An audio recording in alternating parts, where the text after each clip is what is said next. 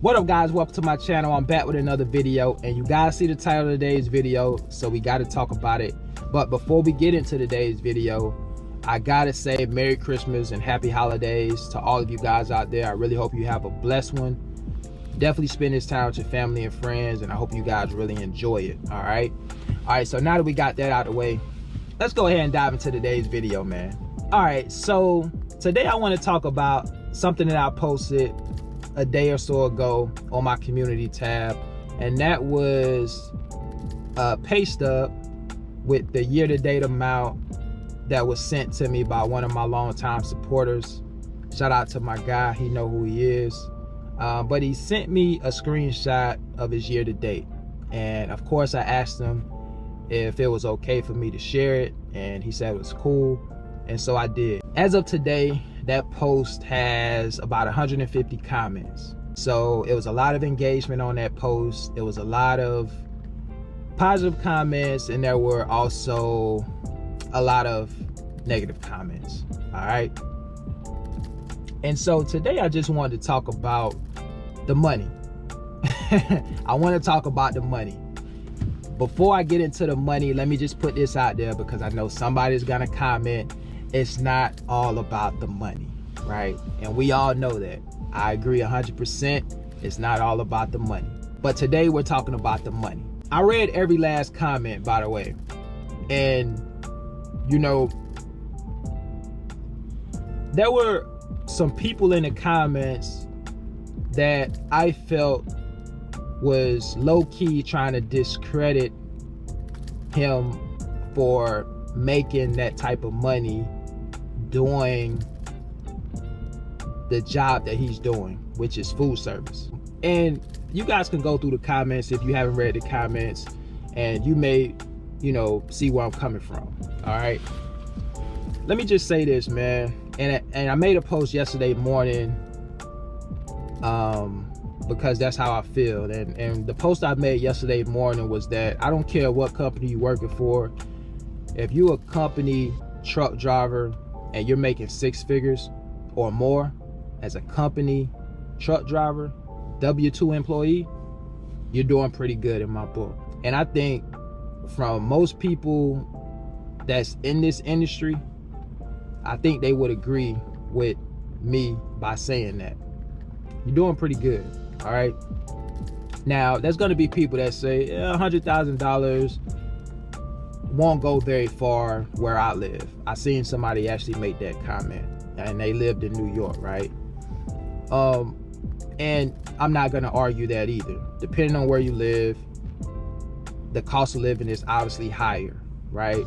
And so it's going to take a lot more money to live in certain areas.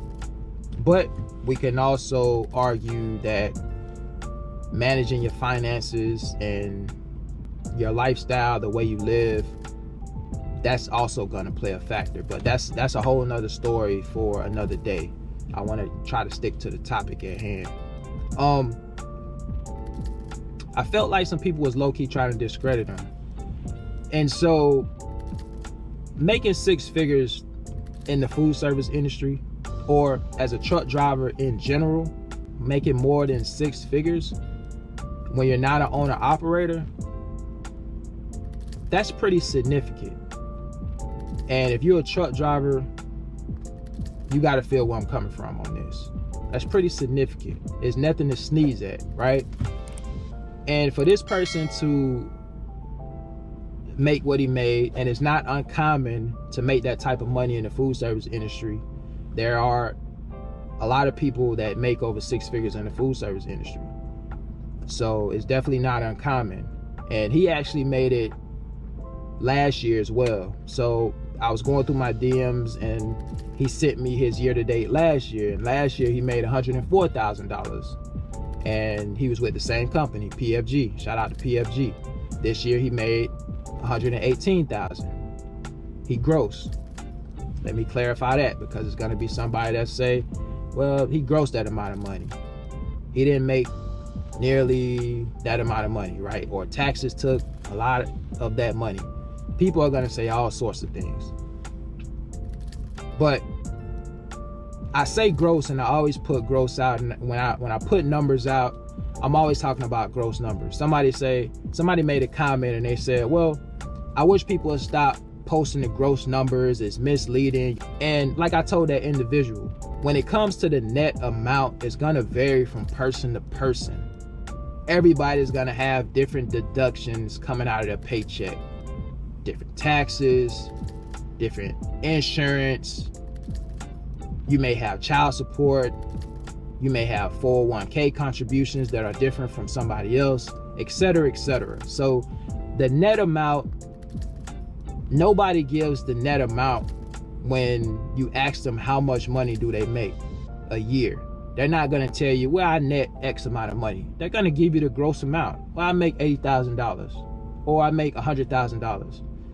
Even when you go to look at jobs and you see the job posting, the employers don't put, come work here, you'll net $100,000 a year.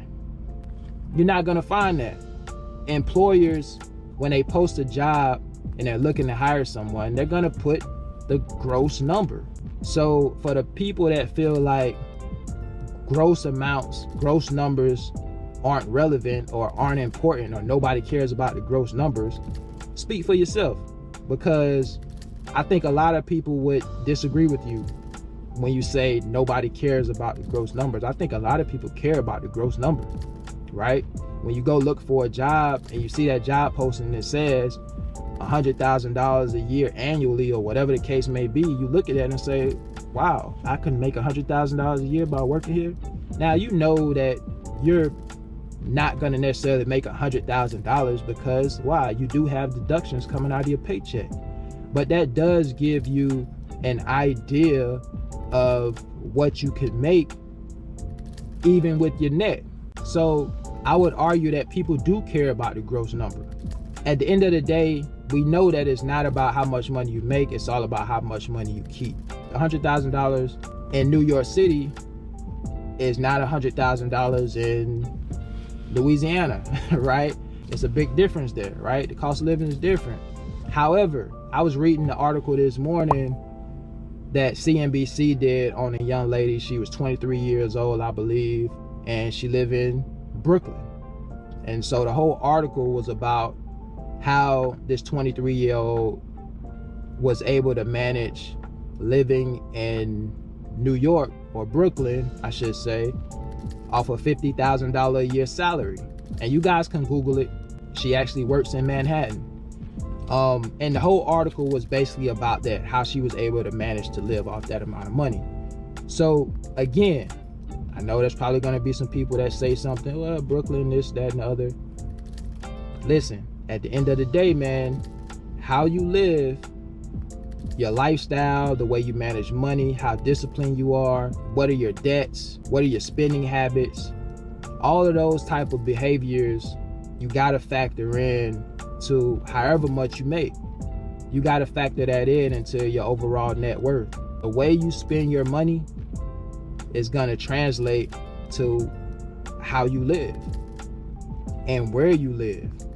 Some people are more disciplined than others when it comes to their spending habits. You can't neglect mentioning that part of it.